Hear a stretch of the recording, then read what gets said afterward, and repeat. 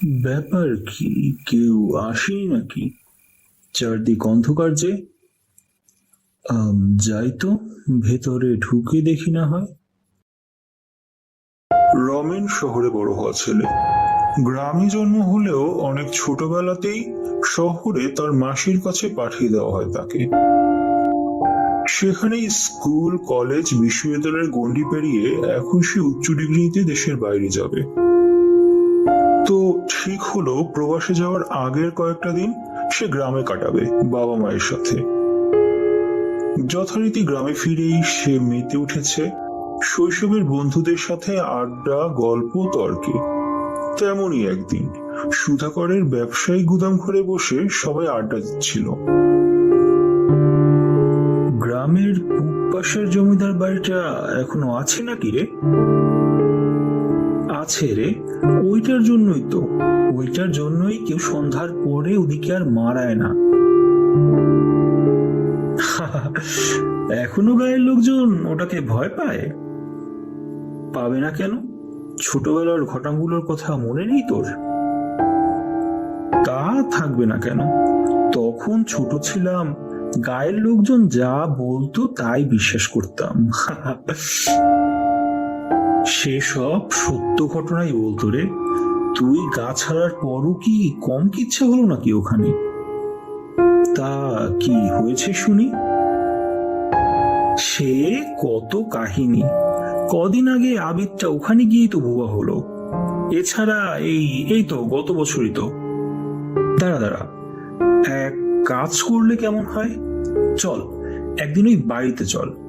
রাতের বেলা ওখানে বসেই না হয় সব ঘটনা শুনবো। ভাগ্য ভালো হলে দুই একটা ভূতও দেখবো। কি বলিস? প্রথমে ওর বন্ধুরা রাজি না হলেও পরে রমেনের পীড়াপিড়িতেই সবাই রাজি হতে বাধ্য হয়। অনেক চিন্তা ভাবনার পর অবশেষে আজকের দিনটা সবাই ঠিক করে, রাতের বেলা পুরো বাড়িতে আড্ডা দেওয়ার জন্য। ভয়ে কেউ কি এলো না? চারদিক ফাঁকা যে। এই রমেন! কি রে, এমন অন্ধকার কেন? তোদের না আলোর ব্যবস্থা করার কথা ছিল? পেছনের ওই দিকটায়, ওখানে সবাই আছে।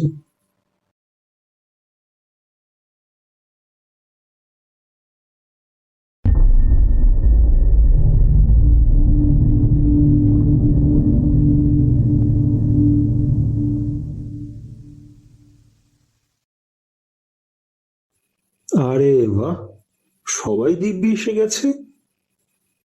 হুম, শুধু তুই লেট। আচ্ছা বাবা, নে, এবার শুরু করে দেখি তোদের গল্প। কে শুরু করবি? আমি বলি? আচ্ছা, নে, শুরু কর তবে। ঘটনাটা বছর পাঁচেক আগের, বুঝলি। গায়ের সমীর জয়দারের বাসায় তার ছেলে সেবার প্রথম বউ সন্তানাদি নিয়ে ঘুরতে আসে। তা শহর থেকে এতদিন পরে ছেলে, ছেলে বউ, নাতি নাতনি সবাই এসেছে। জয়দার সাহেবের তো খুশিই ধরে না। আর গ্রামের ব্যাপার বুঝিসই তো, ওদের সারা পাড়ায় উৎসব উৎসব ভাব। জয়দার সাহেবের দুই নাতি রিপন আর রিন্টু, তারা তো বাসাতেই থাকে না, সারা পাড়া ঘুরে বেড়ায় সারা দিন যাবত। শহরে বড় হওয়া ছেলে ওরা, এমন স্বাধীনতা কি আর আগে ওরা পেয়েছে? এখন ওদের বাসা তো আবার গায়ের পূব পাশটায়, এই যে এই জমিদার বাড়ির কাছেই। তো এক বিকেলে রিপন আর রিন্টু খেলতে খেলতে এসে হাজির হয় এই পুরো বাড়িতে। যদিও ওরা আগেও শুনেছে এটার কিচ্ছা কাহিনী, কিন্তু শহুরে মানুষ ওরা, বুঝিসই তো, এসবে কি আর ওরা বিশ্বাস করে? কি সুন্দর বাড়ি! বুঝি না এটা ওয়ার্ল্ড হেরিটেজ সাইটে অন্তর্ভুক্ত হচ্ছে না কেন। চল এখানে ঢুকে লুকোচুরি খেলি। এত সুন্দর বাড়িতে লুকোনোর অনেক জায়গা পাওয়া যাবে। আসলে চল তো, তুই লুকিয়ে পড়। যে ভাবা সেই কাজ। দু ভাই মিলে খেলায় মেতে উঠল। তারপর এত বড় বাড়ি, এখানে লুকোনোর জায়গার অভাব নেই। সামনের সদর দরজা দুটো বন্ধ থাকলেও এবারই পেছনের দিককার বহু দরজা জানলা অনেক আগেই খুলে গিয়েছে। সেগুলোরই কোনো একটা থেকে ওরা ভেতরে ঢুকে পড়ে। এরপর বাড়ির উঠোনময় ভেতরময় দৌড়ে ছুটোছুটি শুরু করে। দুজনে মিলেই মেতে ওঠে বাচ্চা সুলভ খেলায়। এই তো, তোকে পেয়েছি, এই তোকে পেয়েছি, হি হি।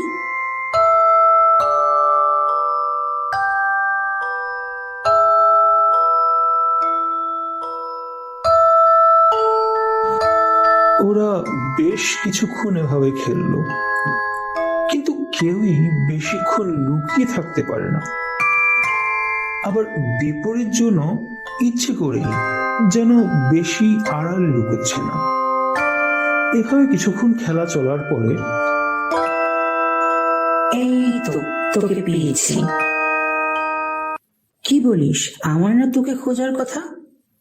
আরে না না, একটু আগে তুই তো আমাকে খুঁজে পেলি। এই, মিথ্যে বলিস না রিন্টু, ভালো হবে না কিন্তু। আরে কি বলো, মিথ্যে কেন বলবো? চুপ, মিথ্যুক। না, তুমি মিথ্যুক। এই তোকে পেয়েছি, হি হি। সূর্য তখন প্রায় ডুবে গেছে। চারদিকে আলো ছায়ার খেলা।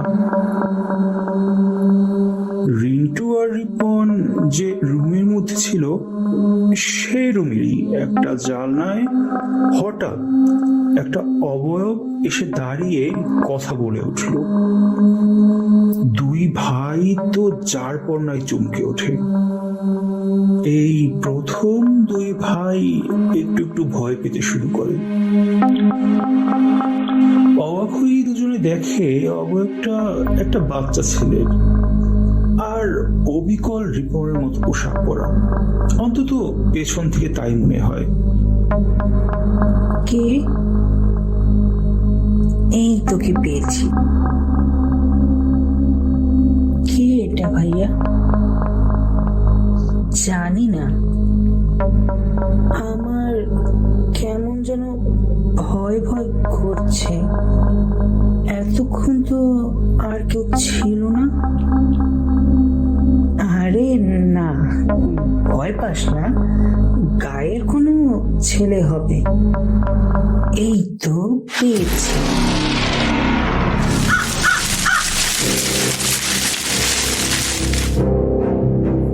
রিপন সামনে গিয়ে দেখতে যাবে, তারই মধ্যে কেউ একজন ওর হাত চেপে ধরে পেছন থেকে। দুই ভাই চমকে ফিরে তাকাতেই যা দেখলো, তাতে ওদের অজ্ঞান হবার জোগান। অবিকল রিন্টুর মতো অবয়ব আর পোশাক পরা একটা ছেলে এসে রিপনের হাত ধরেছে। কিন্তু ভয়ঙ্কর ব্যাপার হলো, ছেলেটার চোখ নাক বলে কিচ্ছু নেই, শুধু মুখে এক বীভৎস হাসি। সামনে থেকে শব্দ শুনে ওরা ফিরে তাকায়।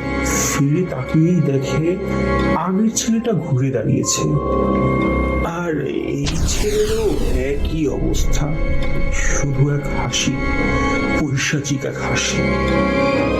কোন রকম হাত ছাড়িয়ে দুই ভাই শুরু করলো দৌড়। বাড়ির সিংহ দরজা পার হবে এমন সময় রিন্টু লক্ষ্য করলো পাশে ওর ভাই নেই।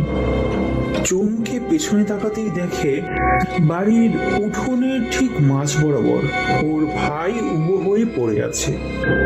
সম্ভবত বের হওয়ার সময় কোনো কিছুতে পা বেঁধে পড়ে যায়, পরে আর উঠতে পারেনি, ওখানেই অজ্ঞান হয়ে পড়ে থাকে। আর সেই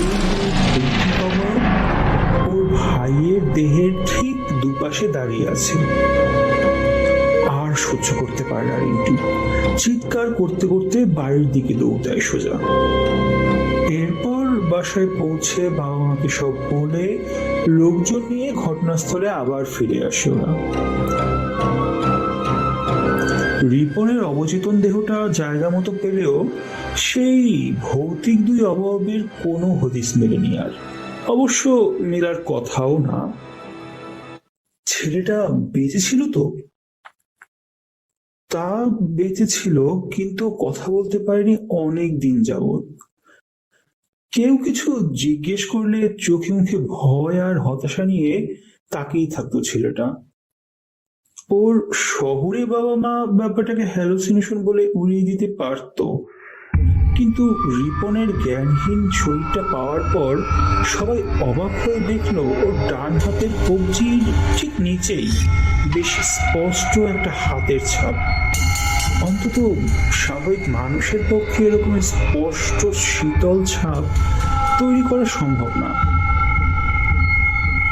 অবশ্য এই ঘটনার দুদিন পরে ওরা আবার সপরিবারে শহরে ফিরে যায়, কিন্তু ঘটনায় গ্রামবাসীদের মনে দাগ কাটে গভীরভাবে।